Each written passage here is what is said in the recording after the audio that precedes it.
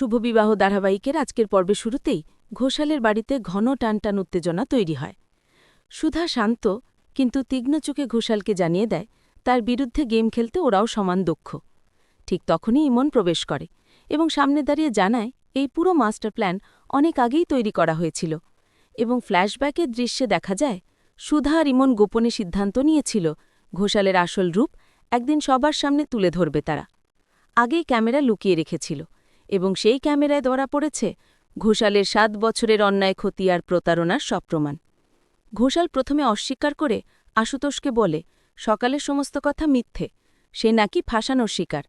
কিন্তু আশুতোষ দৃঢ় গলায় জানিয়ে দেয় সত্যের সামনে মিথ্যে বেশিক্ষণ টেকে না এবং এখন সবাই সত্য দেখে ফেলেছে, তাকে বাঁচানোর উপায় নেই।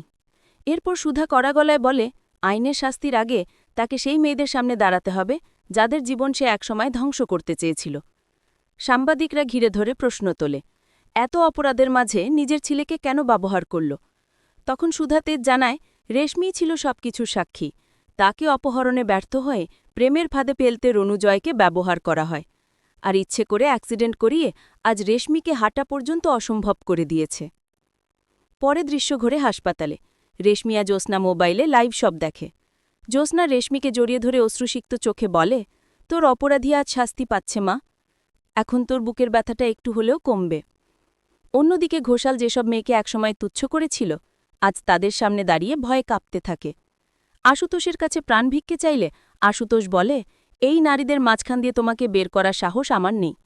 তেজ এগিয়ে এসে বলে যাদের তুমি অবহেলা করেছিলে আজ তাদের দেখেই এত ভয় কেন।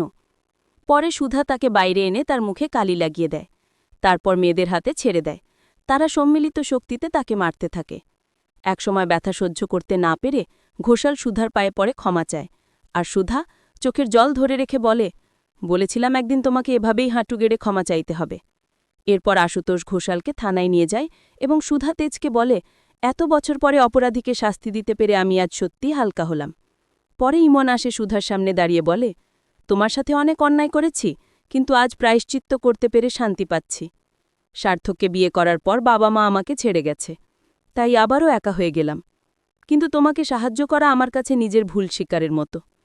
এরপর ইমন জানায় সে নতুন বিজনেস শুরু করতে চাইছে একা।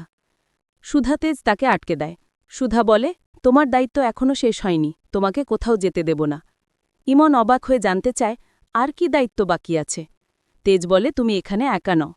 এবং শেষ দৃশ্যে সুধা ইমনকে নিজের সাথে বিজনেস করার অফার দেয়, যা শুনে ইমন হতবাক হয়ে যায়, কারণ একসময় সে সুধাকে ছোট করত, কিন্তু আজ সুধাই তাকে নতুন সুযোগ দিচ্ছে।